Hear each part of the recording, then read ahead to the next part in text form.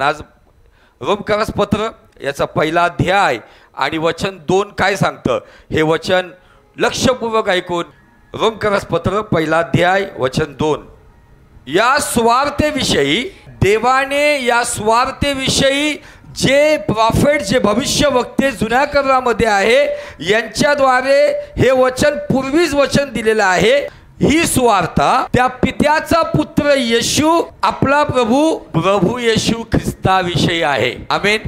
स्वार्था येशूला सोडून निरनिराळ्या गोष्टीची येते.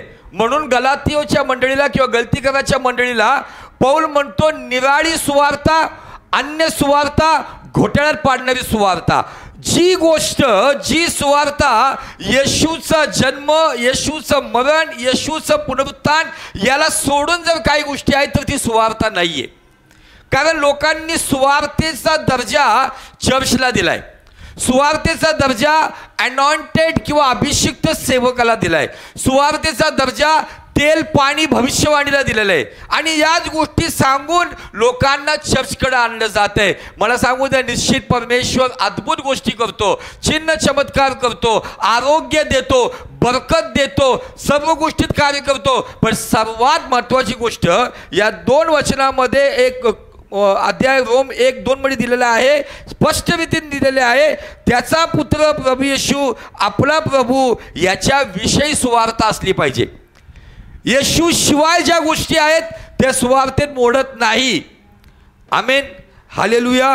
ही गोष्ट मी का सांगितली तुम्हाला, कारण तुम्हाला समजावं की आम्ही कधी कधी येशूला बाजूला ठेवतो आणि कधी कधी लोकांना आमच्या चर्चला या, का या तर चांगली आराधना आहे, का या अभिषेक आहे, का या चिन्ह चमत्कार होतात, चांगला संदेश आहे. या सगळ्या गोष्टी ते इथं आल्यावर अनुभव घेतील. या गोष्टी सांगून लोकांना मंदिराकडे वळू नये, तर येशू ख्रिस्ताविषयी सांगा की या येशूचं शुद्ध आणि पवित्र वचन जे तुमचं जीवन बदलतं. काय सांगणे, तुम्ही येशूकडे का आले याच्या मागचं मूळ कारण काय देणार? तुम्ही येशूकडे येण्यामागचं कारण सांगा. काय येशूच्या मागे तुम्ही आलाय? येशूवर विश्वास ठेवण्यामागचं कारण सांगा. येशूवर विश्वास ठेवण्यामागचे 3 कारणं तुमच्याकडे असले पाहिजे. Amen. Hallelujah. Praise the Lord. येशूवर विश्वास ठेवण्यामागचं मूळ कारण आम्हाला समजलं पाहिजे. मी येशूकडे का आलो? लोक म्हणतात तुमचं धर्मांतर झाले किंवा तुम्ही धर्म बदलला. त्यांना स्पष्ट सांगायचं, उद्या इथं जरी कुणी आलं ना तर तुमच्याकडे हे आन्सर असलं पाहिजे. म्हणून मी सांगत आहे, गांभीर्याने ऐका. त्याला तुम्ही किती गांभीर्याने घेता मला माहीत नाही, पण आज इथं जर कुणी येऊन उभा राहिला तर तुम्ही त्याला सांगितलं पाहिजे, येशूला स्वीकारल्यानंतर माझं नाव, माझं धर्म नाही बदलला, तर येशूला स्वीकारल्यावर माझं जीवन बदललं. ओके. तो म्हणे तुझं जीवन बदललं म्हणजे नेमकं काय झालं? काय सांगणार तुम्ही? तर त्याच्यापैकी पहिली गोष्ट सांगा, मला माझ्या पापांची क्षमा मिळाली. नंबर 1, माझ्या पापांची मला क्षमा मिळाली. नंबर 2, मला उद्धार, मोक्ष, मुक्ती, साल्वेशन, नजात, तारण याचा अनुभव मिळाला. आणि तो रोज आहे. काय आहे? अनुभव मिळाला. कशाचा? तारणाचा, मुक्तीचा, उद्धारचा. आणि नंबर 3चं कारण हे सांगा की मला पुनरुत्थानाची आशा मिळाली. कारण माझ्या पापांसाठी या जगामध्ये एकमेव येशू हा देव आला, ज्याने माझ्यासाठी त्याचं रक्त सांडलं आणि त्याच्या रक्ताच्या द्वारे माझ्या पापांची क्षमा झाली आहे याचा मला पूर्ण विश्वास आहे. हालेलुया. नंबर 2 वरती, या जगात कोणता असा देव आहे, कोणता असा संत महापुरुष आहे की ज्याच्याद्वारे मला जीवन जगत असतानाच मोक्ष, उद्धार, मुक्ती याचा अनुभव देणार आहे? येशूद्वारे मला जीवित दशामध्येच उद्धारचा अनुभव आहे. आणि नंबर 3, या जगात अनेक जन्माविषयी सांगण्यात येतं, अनेक गोष्टी सांगण्यात येतं, परंतु मला येशूच्या द्वारे मरणातून जिवंत होणं किंवा या जिवंत दशेमध्ये जर येशू आला तर महिमेचं शरीर याचा अनुभव म्हणजे पुनरुत्थान. हे 3 कारणं तुमच्या हृदयामध्ये कोरून ठेवा. तुम्ही येशूकडे का आला ना तर हे कारण सांगा. मी तुम्हाला 100% सांगतो, हे कारण ऐकल्यावरती तुमच्या विरुद्ध कोणी उभं राहणार नाही. आज कारण काय दिलं जातं? मला चंगाई मिळाली, मला बरकत मिळाली, मला नोकरी मिळाली, मला विजा मिळाला, मला हे होतं, मला ते होतं. पण या गोष्टीतून समोरचा व्यक्ती तुमच्या या ज्या रोटी कपडा मकान म्हणजे भौतिक गोष्टींची साक्ष त्या लोक त्याची खिल्ली उडवतात. त्यांना उघडपणे सांगा, तुमच्या आसपासले सांगा, एक देव मला सांगा की जो माझ्या पापांसाठी रक्त सांडले. या जगातले देव रक्त मागतात, पण माझ्या येशूने रक्ताचा शेवटला थेंब पण राखून ठेवला नाही, तो थेंब देखील देऊन टाकलेला आहे. आमेन. मला दाखवा, एक देव दाखवा की जो म्हणाल की आज तुला तारणाचा मी अनुभव देत आहे. या जगातले मोक्ष मुक्ती उद्धारसाठी मृत्यूनंतरचे प्रकार आहे, निम्नवेळ्या जन्मातले प्रकार आहे, पण येशू मला जीवित दशेमध्येच मुक्तीचा अनुभव देतो. म्हणून मला गेल्यानंतर भावपूर्ण श्रद्धांजली, रेस्ट इन पीस, आत्म्याला शांतीची गरज नाही. मी येशूला ग्रहण केलं, माझा उद्धारचा अनुभवच माझ्या आत्म्याला शांती मिळवून देतो. Hallelujah, praise the Lord. आणि नंबर 3 महत्वाची गोष्ट, मला एक देव सांगा की जो मला मरणातून उठवणार आहे. मला एक देव दाखवा की जो मला मरणानंतर त्याच्या राज्यात घेऊन जाणार आहे. या जगातल्या देवांनी पण मनुष्याचे निरनिराळे वर्ण बनवून ठेवलेले आहेत. हे 3 कारण उद्या कोणी इथं उभा असला त्याला हे कारण तुम्ही दिलं पाहिजे. मला जीवन परिवर्तन झालं, ज्याच्यामध्ये पापांची क्षमा, ज्याच्यामध्ये मला उद्धार आणि ज्याच्यामध्ये पुनरुत्थानाची आशा आहे. पाप क्षमेचा अनुभव, उद्धाराचा अनुभव आणि पुनरुत्थानाचा अनुभव एकमात्र येशूच देऊ शकतो, हे ठणकावून सांगा. हिलिंग, मिराकल, भविष्यवाणी याच्या साक्षी देऊ नका. जर सांगायचं तर ही गोष्ट सांगा. म्हणून मी आज रोम 1-2 वाचायला लावले की पूर्वी संदेशाच्या ग्रंथापासून लिहिलेलं आहे येशू विषयीची सुवार्ता. येशूला सोडून जर तुम्ही काय सांगताय तर निश्चित तुमची फसगत होणार आहे. आमेन, हालेलुया, प्रेज द लॉर्ड. तर जाऊया आपण पुढं. आज आणखी थोडंसं डीपमध्ये जाणार आहोत, ज्याच्याविषयी आम्हाला विशेष करून थेसलोनिकराचं पत्र, पहिले थेसली याचा 2रा अध्याय आणि वचन 2 ते 4 काय सांगतं, नीट लक्षपूर्वक ऐका. परंतु पूर्वी फिलिपेत म्हणजे फिलिपे शहरात आम्ही दुःख भोगून, नीट ऐका, काय भोगून? दुःख भोगून व उपमार्ग सोसून, हे तुम्हाला माहीतच आहे, मोठ्या कष्टात असता देवाची सुवार्ता तुम्हाला सांगण्याचे धैर्य आपल्या देवाकडून आम्हास मिळाले. आमेन. काय म्हणत आहे तो?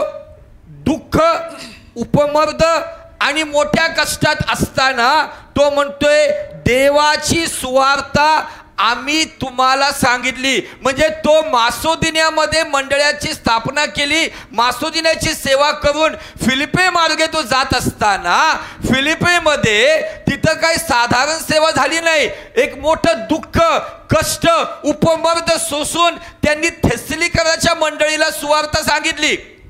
आणि ती सुवार्ता एकदम साधारण पद्धतीने का सांगते आज मी? आज तुम्ही कदाचित कष्टातून जात असाल, आज कदाचित तुम्ही कुठल्या तरी दुःखातून जात असाल, कुठला तरी उपमर्द तुमच्या जीवनामध्ये आजारपणाचा असेल, फायनान्शियल प्रॉब्लेमचा असेल, कौटुंबिक समस्याचा असेल. या गोष्टीमध्ये जरी असताना संत पौल सांगतो देवाची सुवार्ता सांगण्याचं धैर्य देव देण्यास समर्थ आहे. आम्ही कारण देण्यास तयार नसलो पाहिजे, तर आम्ही सेवा करण्यास तयार असलो पाहिजे. या ठिकाणामध्ये, त्या नवीन शहरामध्ये जिथं कुणी ओळखत नव्हतं, जिथं कुणाला काही गोष्टी माहिती नव्हत्या, अशा ठिकाणामध्ये जाऊन दुःख सोसून, कष्ट उचलून, उपमर्द सोसून तो थेसलोनिकराच्या मंडळीला सुवार्ता सांगत आहे. आणि स्ट्रॉंग मंडळी या दुःखातून जन्माला आली. पहा पुढे काय सांगतं वचन. कारण आमचा बोध भ्रांती अथवा अमंगळपणा यातून निर्माण झालेला नसून कपटाचा नव्हता. आता यामध्ये तो काय म्हणतोय, जो बोध सुवार्तेच्या माध्यमातून आम्ही तुम्हाला केला तो भ्रांतीचा म्हणजे भटकवणारा नव्हता, अमंगळपणाचा नव्हता, कपटीपणाचा म्हणजे स्वतःचा फायदा किंवा स्वतःचा लाभ मिळवणारा नव्हता. तर काय म्हणतो पुढे तो, तर सुवार्ता आमच्यावर सोपून देण्यास देवाने आम्हाला पारखून पसंत केल्यामुळे मला सांगू द्या की जे इथं व्यक्ती आहे जी सुवार्थ सांगती ना, त्या व्यक्ती जर येशू विषयी जर तो सांगत आहे, येशूचं जन्म, येशूचं मरण, येशूचं बलिदान, येशूचं पुनरुत्थान, येशूचं येणं, याविषयी जो व्यक्ती सांगतोय ना, किंवा जरी तो पत्रक वाटतोय ना, मला सांगू द्या तुम्हाला मी नाही, यहोवा निस्सी चर्चने नाही, तर स्वतः परमेश्वराने पारखून पसंत केले. आमेन, हालेलुया. काय म्हणत आहे संत पौल की आम्हाला पारखून पसंत केले, नुसतं पसंत नाही केले. म्हणजे याचा अर्थ सुवार्थ सांगणाऱ्या लोकांसाठी देवाकडून एक विशेष देणगी किंवा एक विशेष पदवी आहे की तू जर सुवार्थ सांगते किंवा सांगतो तर निश्चित मी तुला पारखून पसंत केलंय, म्हणून माझ्या पुत्राची सेवा करायला तुला निवडले. हालेलुया. तुम्ही साधारण लोक नाहीये, देवाने विशेष पारखून पसंत केलेलं आहे. ॲक्च्युली हे वचन माझ्या जीवनाचं एक सार आहे. हे वचन मी माझ्या प्रत्येक गोष्टीमध्ये कोट करतो आणि या वचनाचा जो बेस आहे इंग्लिशमध्ये खूप शॉर्टमध्ये आहे हे वचन. Our purpose is please to God not people. मी माणसांना खुश करण्यासारखे न बोलता आमची अंतःकरणे पारखणारा देव हा ज्यामुळे खुश होईल. आमेन. मराठी बडी इतकं लांब स्टेटमेंट आले, पण इंग्लिश बडी एकच लाईनीमध्ये आहे. Our purpose is please to God not people. आणि माझ्या जीवनाचं ब्रीद वाक्य मी हेच वचन घेऊन चालतो, त्याच्यामुळं मनुष्य संतुष्टीपेक्षा मी देव संतुष्टीला महत्त्व देतो. माझ्या जीवनातून जर देव संतुष्टी आहे तर तो देव मनुष्य संतुष्टी करण्यास समर्थ आहे. आमेन, हालेलुया, प्रेज द लॉर्ड.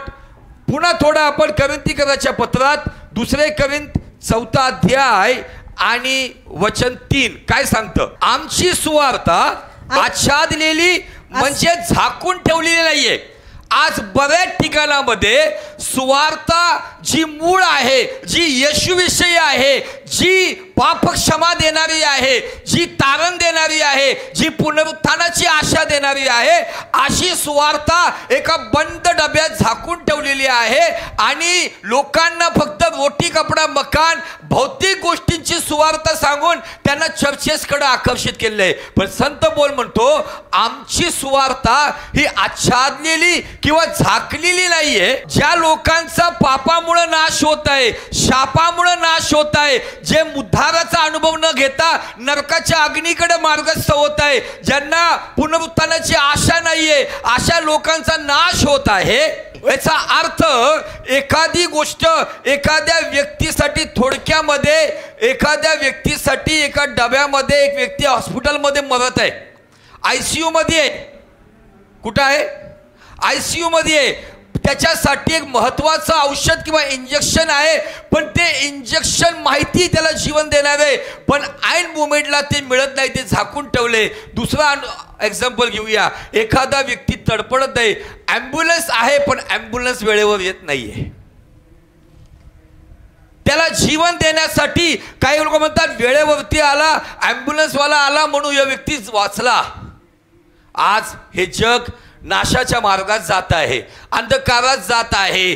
त्यांच्यासाठी जर आम्ही फक्त रोटी कपडा मकान या भौतिक गोष्टीची सुवार्थ सांगितली तर त्यांच्यासाठी आमची झाकून ठेवलेली सुवार्थ ही नाशाचं कारण आहे. म्हणून तुमची आणि माझी सुवार्थ ही उघड असावी. येशूद्वारेच पाप क्षमा आहे, येशूद्वारेच उद्धार आहे, येशूद्वारेच पुनरुत्थान आहे. हे उघडपणे सांगा. सांगता येत नाही तर उघडपणे ते पत्रक द्या. हालेलुया.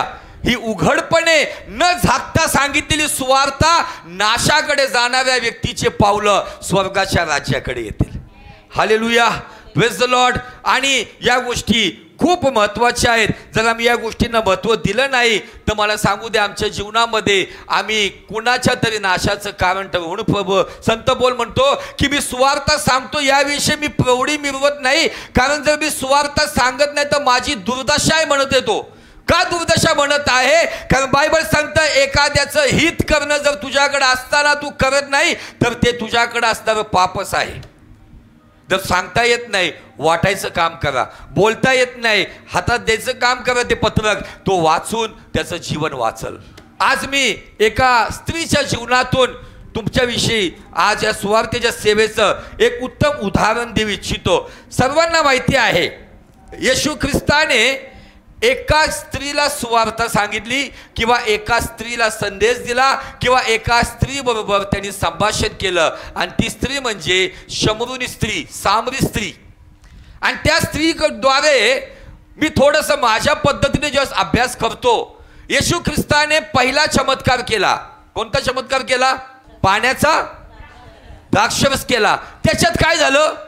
वराड भरपूर द्राक्षरस पिऊन गेला, सगळ्यांनी आनंद केला. आचार्य पण म्हणतो इतका भारी द्राक्षरस कुठं लपून ठेवला होता.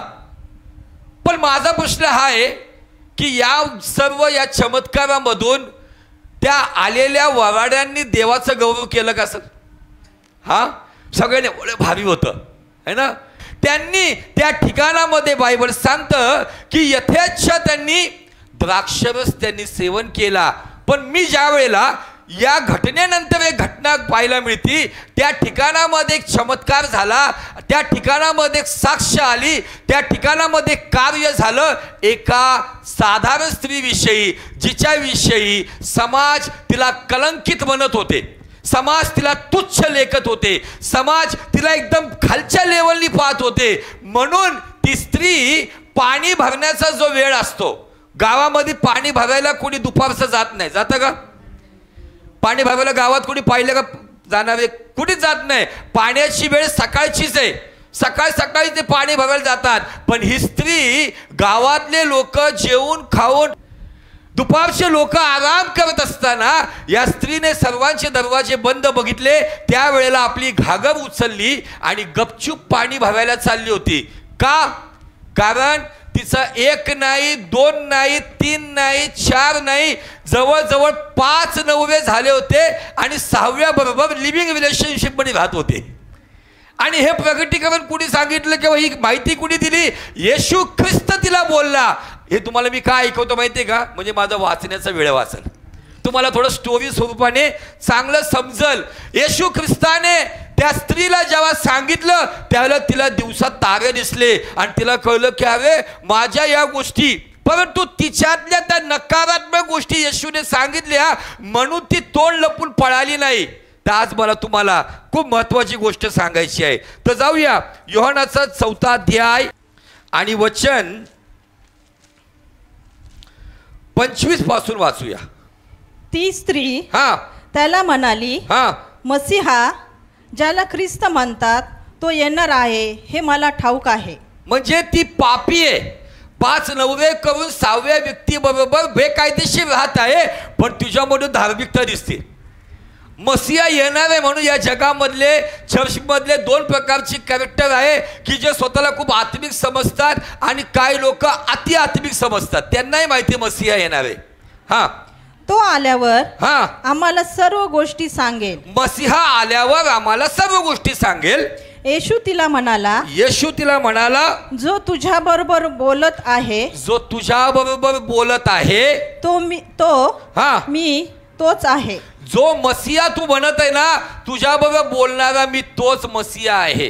पुढे इतक्या त्याचे शिष्य आले आणि तो एका स्त्री बरोबर बोलत आहे याचे त्यांना आश्चर्य वाटले. तरी आपण काय विचारित आहात किंवा आपण तिच्या बरोबर का बोलत आहात असे कोणी म्हटले नाही. येशूला कोणी विचारायची हिम्मत केली नाही की तू या स्त्री बरोबर काय बोलत आहे. ती स्त्री तर आपली घागर तेथेच टाकून नगरात गेली व लोकांना म्हणाली, चला मी केलेले सर्व काही ज्याने मला सांगितले तो मनुष्य पहा, तोच ख्रिस्त असेल काय. तोच ख्रिस्त असेल काय. या ठिकाणामध्ये त्या बाईने काय केलं माहितीये का? काय दिलंय माहितीये तिकडं? तिने आपली घागर तिथंच टाकली. घागर टाकणं किंवा घेणं याच्या मागे एक कारण आहे. ती आली होती पाणी भरायला. येशू ख्रिस्ताबरोबर पाण्याचा विषय झाला. येशू म्हणतो मी तुला जे पाणी देईल तुला कधी तहान लागणार नाही. ती म्हणते आमचा पूर्व याकोबाच्या विहिरीतून हे पाणी आम्ही घेतो. इथं सर्व मग उपासनेच्या गोष्टी बोलत आहे. खरे उपासक कुठे आहेत? येशू ख्रिस्त योहान 4:24 मध्ये बोलला, देव आत्मा आहे, त्याच्या उपासकांनी त्याची उपासना आत्म्याने खरेपणाने करावी. आणि असे उपासक देव शोधत आहे. त्याच्या आधी 18 वचनामध्ये त्यांनी तिच्या लाईफचं सत्य सांगितलं की ऑलरेडी बाई तू 5 नवरे करून बसली, आता 6व्या बरोबर लिव्हिंग रिलेशनशिप मध्ये आहे.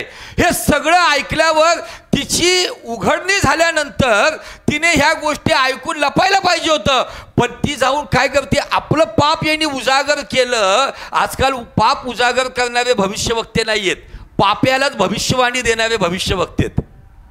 आपलं पाप त्यांनी दाखवलं, परंतु ती येऊन त्या शहरातल्या लोकांच्या भीतीने दुपारच्या वेळेला गपचूप पाणी भरायला जाणारी बाई हंडा फेकून निघाली.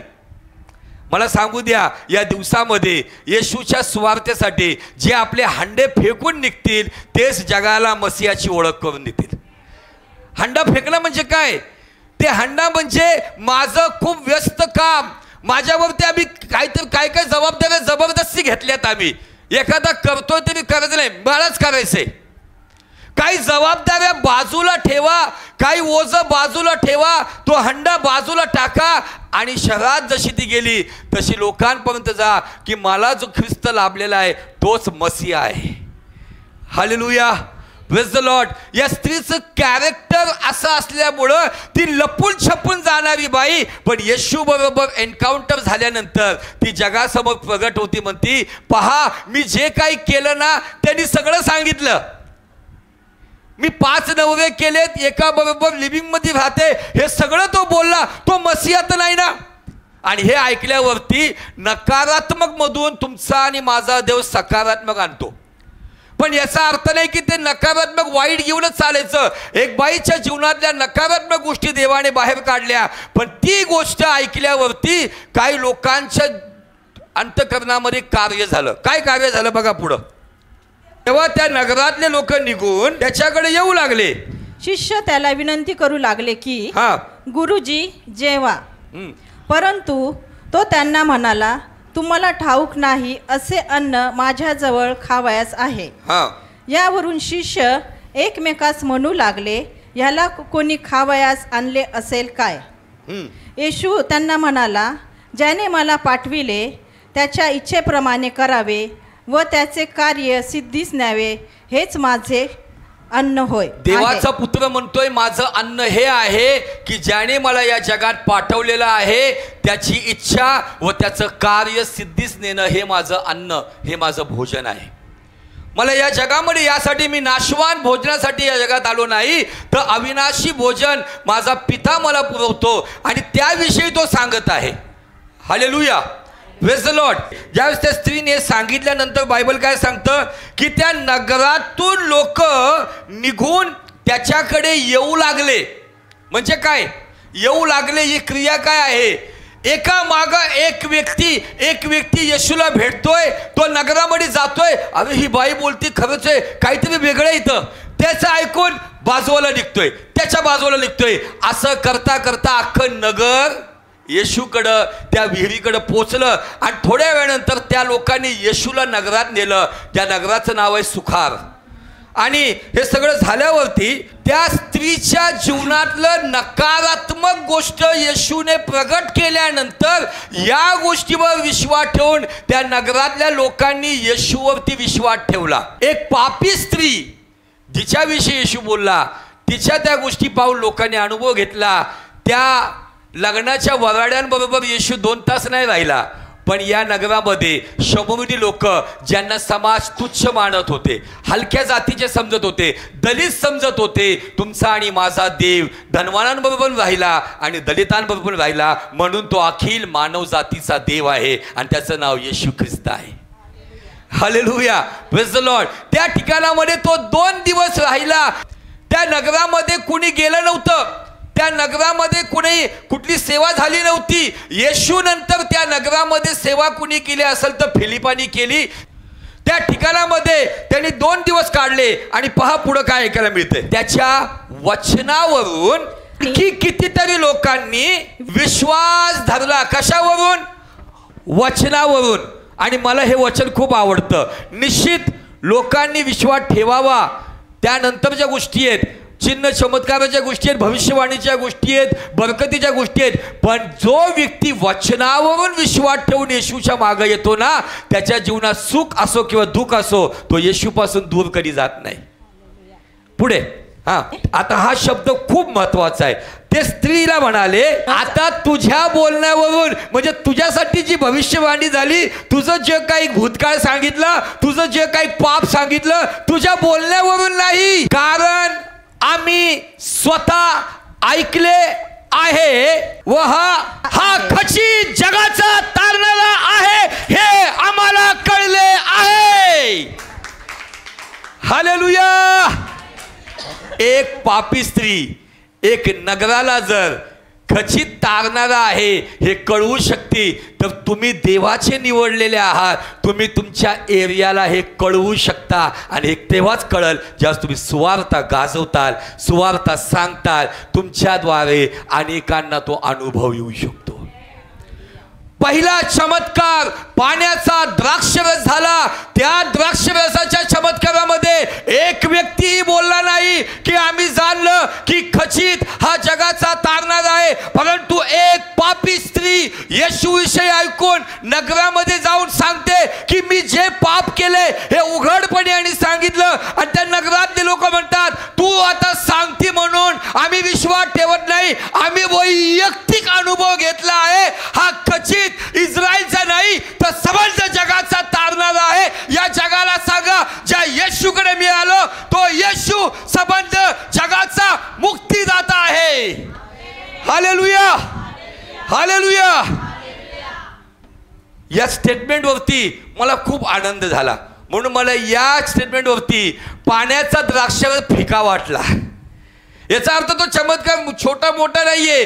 मला आनंद कोणत्या गोष्टीत झाला, द्राक्षावर पिऊन लोक आनंदित होऊन मस्त जिभेच्या चटोऱ्या चवीने आणखी 2-2 ग्लास द्राक्षावर पिऊन गेले. पण कुणीही हे नाही म्हटलं की आम्ही आजपर्यंत नाही बघितलं की शुद्धीकरणाच्या रांजणातून पाणी आलं आणि ते पाणी जाता जाता द्राक्षावर झालं. पण या नगरातले लोक, हलक्या जातीचे लोक, समाजाच्या दृष्टिकोनातून खालच्या दर्जाचे लोक, त्यांच्याकडून ही पहिली गवाही, पहिली साक्ष आली की बाई तुझ्या बोलण्यावरून नाही, आता आमचा वैयक्तिक अनुभव, जगाला सांगा आमचा वैयक्तिक अनुभव आहे. येशू ख्रिस्त हा भारताचा नाही तर संबंध जगाचा मुक्तीदाता आहे. आमेन. मला जर कोणी म्हणतात की पहिला चमत्कार मोठ्या स्वरूपात आणि गौरव करणारा कोणता असेल, तर माझ्या दृष्टीने मला जो स्पर्श पवित्र आत्म्याने केला हाच एक चमत्कार आहे की संबंध नगर म्हणते की हा खचित, काय शब्द आहे खचित. खचित म्हणजे ना कोणी पहिले ना कोणी नंतर, कन्फर्म 100% हाच. आमेन. हे स्टेटमेंट कुठं अजून सापडते का बघा बायबलमध्ये, पण मला शमरोनामध्ये सापडलं आणि मला खूप आनंद झाला. त्या पाण्याचा द्राक्षरस पिऊन आलेले वराडी आनंदी होऊन गेले, परंतु या पापी स्त्रीचं हंडा तिथं पडला. या पापी स्त्रीचा हंडा त्या विहिरीकडे पडला, परंतु जीवनी पाणी हंड्यात नाही तर स्वतः वाहत वाहत तिच्या नगरात गेलं आणि त्या नगराला ते पाणी मिळालं. आणि जे येशू बोलला होता, मी जे पाणी पाजल तहान लागणार नाही, त्या नगराला परत तहान लागली नाही की आमचं कसं होईल. त्यांना कळालं हाच खचित तारणार आहे, याच्याच मागं आम्हाला चालायचं. आमेन. जर एक कलंकित स्त्री, जर एक खालच्या दर्जाचं नगर जर उघडपणे येशूला जगाचा तारणारा म्हणून आज घोषित करत आहे, तुम्ही आणि मी किती कार्य केलं पाहिजे. आमेन. हालेलुया. शेवटच्या पॉईंटकडे येतो. रोमकरास पत्र याचा 15 अध्याय वचन 20 आणि 21. आता नीट ऐका हा. आम्ही दुसऱ्याच्या पायावर बांधत नाही, म्हणजे ख्रिस्ताचं नाव जिथं घेतात म्हणजे ऑलरेडी ज्याला ख्रिस्त ठाऊक आहे. आज लोक काय करतात माहिती आहे का, मी काय लोकांना या दिवसामध्ये बघतोय ते घरोघरी फॅमिली व्हिजिट मिनिस्ट्री करत आणि ते म्हणतात आम्ही सुवार्ता सांगतोय आणि ते सुवार्ता फक्त चालू तारखेतच चालू आहे. ठिकठिकाणी लोक जात आहेत, ज्याला ऑलरेडी ठाऊक आहे, ज्याला ऑलरेडी माहीत आहे, जो ऑलरेडी कुठल्या तरी मंडळीचा सदस्य आहे, तिथं सुवार्ता सांगायला जाण्यात अर्थच नाही. ज्याला तारणाचा अनुभव आलाय किंवा जो ऑलरेडी ख्रिस्ताला जाणतोय. आणि म्हणून संत पौल काय म्हणतो, आम्ही दुसऱ्याच्या पायावर बांधू नये म्हणून ख्रिस्ताचे नाव घेतात, तेथे नाही तर त्याची वार्ता. त्याची वार्ता तर काय म्हणतील, माहिती नाही आम्हाला येशू. तुम्हाला कोणता येशू माहिती आहे, फक्त चमत्कार करणारा. तुम्हाला कोणता येशू माहितीये जो फक्त काहीतरी आशीर्वाद देणारा? आज लोकांकडं अर्धवट वार्ता आहे, पूर्ण सुवार्ता तुम्ही घेऊन जाऊ शकता. बायबल या ठिकाणामध्ये सांगत आहे त्याची वार्ता ज्या लोकांना कोणी सांगितली नाही ते पाहतील, त्यांनी ऐकली नाही ते समजतील. या शास्त्रलेखाप्रमाणे सुवार्ता सांगण्याची नाही, मला कपडे चांगले चांगले घालण्याची हौस होती, मला दागिने चांगले घालण्याची हौस होती, मला मेकअप चांगला करण्याची हौस होती, मला ब्रँडेड कपडे ब्रँडेड शूज घालायची हौस होती, मला एकदम डॅशिंग राहायची हौस होती. पण आज कोण म्हणल की मला सुवार्ता सांगायची हौस होती? कदाचित ऐकायला आम्हाला वाईट वाटत असेल, पण मला सांगू द्या, ज्याला सुवार्ता सांगायची हौस आहे ना, तोच व्यक्ती आपल्या जीवनामध्ये आत्म्याची मौज करू शकतो. आत्मिक मौज आणि जगाची मौज यात फरक आहे. जो आत्म्याची मौज करतो ना, त्याच्या जीवनामध्ये येणाऱ्या दुःखामध्ये देखील तो प्रभूचा आनंद गमावत नाही. जे आपल्या परमेश्वराचं भवन सोडून राहत नाही, जे देवाच्या प्रत्येक गोष्टीमध्ये प्रामाणिक राहतात. माझा आज या वचनाच्या शेवटी प्रश्न आहे, सुवार्ता सांगायची म्हणून मी सांगतोय का सुवार्ता सांगण्याची मला हौस आहे? आणि ज्याला सुवार्ता सांगण्याची हौस आहे याचाच अर्थ त्याच्या अंतःकरणामध्ये एक ओझं आहे की एक मोठ्या प्रमाणामध्ये आज एक संख्या नाशाच्या मार्गावर जात आहे. कसंही करून त्यांना स्वर्गाच्या वाटेवरती आणलं पाहिजे, ही हौस मला असली पाहिजे. याचा अर्थ तुम्हाला नियमशास्त्रात अडकवत नाही, पण जर तुमच्याकडे सुवार्ता सांगण्याची तुम्हाला हौस असेल तर मला सांगू द्या, ही हौस ज्या तुम्ही करता, मला सांगू द्या, देवाचा पुत्र निश्चित ती हौस पूर्ण करेल. देवपिता निश्चित ती हौस पूर्ण करेल. पवित्र आत्मा निश्चित ती हौस पूर्ण करेल.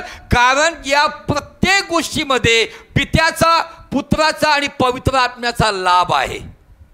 कारण त्याची इच्छा नाही कुणाचाही नाश होऊ नये, म्हणून देवाने जगावर एवढी प्रीती केली की त्याने आपला एकुलता एक पुत्र दिला, यासाठी की कुणाचाही नाश होऊ नये, तर त्या सार्वकालिक जीवन म्हणजे उद्धार, मुक्ती, स्वर्गीय राज्य, नवा जन्म त्याला मिळावा. Hallelujah, praise the Lord.